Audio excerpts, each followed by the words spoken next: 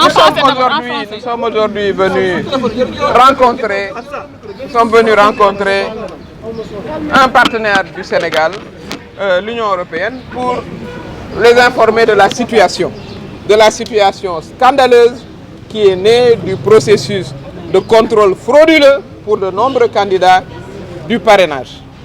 Nous avons exposé les différents cas de figure. Nous sommes venus pour les informer. Nous n'attendons pas de solution venant d'eux.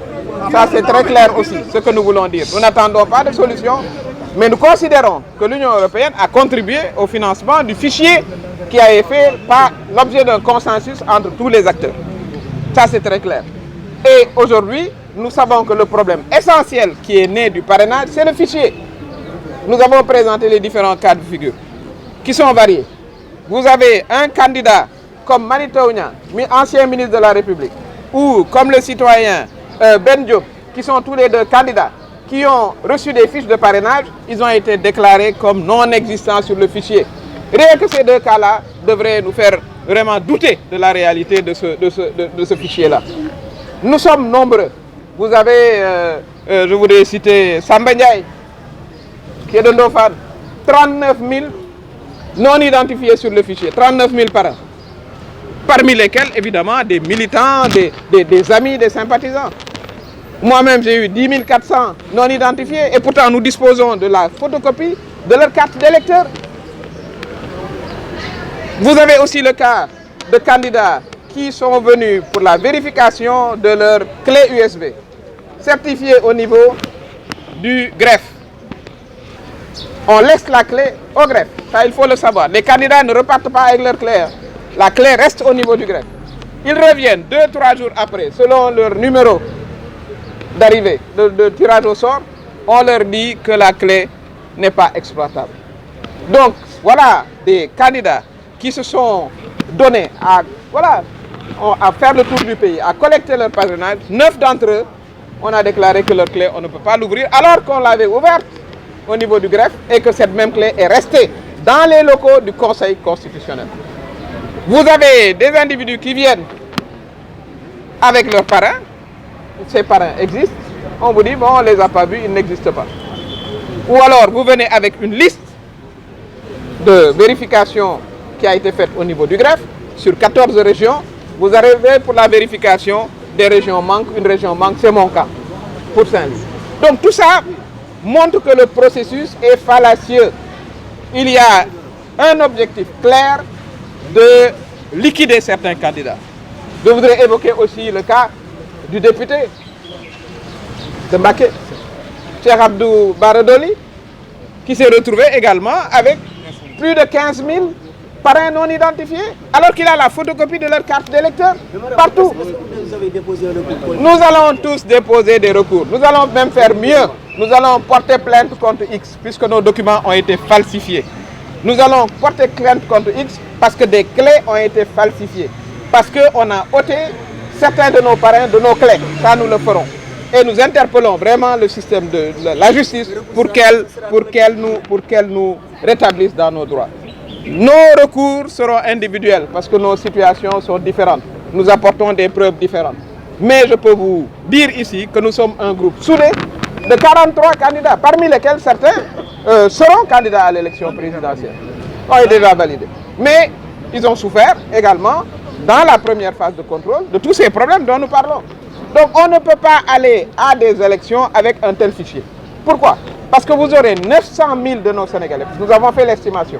Autour d'une table, nous nous sommes assis à comptabiliser le nombre de parrains non identifiés. Nous qui étions autour de la table, ça faisait déjà 450 000 parrains. Plus les 9 clés qui n'ont pas été ouvertes. Donc vous avez à peu près 900 et quelques mille personnes qui disposent de leur carte d'électeur et qui n'iront pas aux élections. Et vous pensez qu'on va aller dans ce cas-là vers des élections apaisées? Ce n'est pas possible. Ça, c'est la violation flagrante des droits politiques d'un nombre important de Sénégalais. Nous, ce que nous demandons, c'est que nous soyons rétablis dans nos cas, et c'est faisable et rapidement. Qu'on sorte le bon fichier. Qu'on nous sorte le bon fichier. Et ce que nous avons dit aussi à l'Union européenne, qui a contribué à financer un fichier qui faisait l'objet d'un consensus. Tous les acteurs politiques étaient d'accord. Aujourd'hui, c'est le fichier de tous les contentieux qui exclut une bonne partie des Sénégalais et qui permet de sélectionner des candidats. Ça, c'est inacceptable et nous allons nous battre jusqu'au bout pour que nous allions vers des élections transparentes et inclusives qui incluraient également Ousmane Sonko. La justice lui a donné raison pour qu'il ait ses parents. Et vous avez le conseil, la caisse de consignation qui a refusé de prendre son chèque. C'est un précédent dangereux.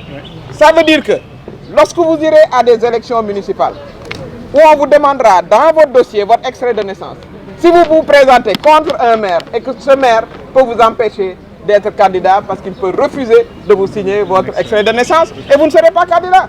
Donc il faut bien comprendre les régressions démocratiques que nous sommes en train de vivre. Ça, il faut que les Sénégalais le comprennent, que les jeunes le comprennent, les femmes le comprennent, les personnes âgées le comprennent. En tout cas, pour ce qui nous concerne, nous comptons travailler ensemble, mobiliser les Sénégalais pour qu'on soit rétablis dans nos droits, pour que ces 900 000 Sénégalais retrouvent leur droit de vote pour l'élection présidentielle à venir.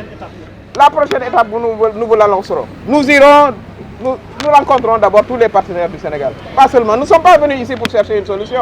Ça, il faut que vous le compreniez bien. On est venu pour les informer. On informera nos autres partenaires, que ce soit l'Union africaine, que ce soit la CEDEAO ou autre, pour qu'on puisse vraiment revenir à la raison. Il faut que le Conseil constitutionnel, il faut que le président Macky Sall dise au Conseil constitutionnel de revenir à la raison. C'est lui qui les a nommés. C'est lui qui est le garant du respect des lois et règlements dans ce pays. Il faut qu'il instruise ce Conseil constitutionnel de permettre à tous les candidats d'être candidats pour la prochaine élection. Et comme nous l'avons dit, y compris Ousmane Sonko, qui a été violé dans ses droits. Voilà ce que nous comptons faire. Nous vous remercions. Merci. Ces 900 000 Sénégalais sont considérés comme des non-électeurs, c'est-à-dire non inscrits sur le fichier électoral. Ça, si vous vous rappelez, en 2022, j'avais parlé de ça. J'avais dit qu'au Sénégal, nous disposons de plus de 2 fichiers. Parce que quand un Sénégalais, avec sa carte d'électeur, est répertorié, sa carte d'électeur fabriquée, en tout cas sa carte d'identité fabriquée avec un numéro d'électeur, si ce dernier n'est pas retrouvé dans un fichier électoral, ce fichier utilisé par le Conseil constitutionnel, ça veut dire tout simplement qu'il se trouve dans un autre fichier. Alors, est-ce que nous devons permettre à Macky Sall d'installer le chaos dans ce pays? On l'a poussé jusque dans ses derniers retranchements pour qu'il renonce à sa 3e candidature. Maintenant, il est animé d'une mauvaise volonté, c'est-à-dire installer le chaos. Et ça, nous ne l'accepterons pas. C'est pourquoi nous sommes venus informer la délégation de l'Union européenne.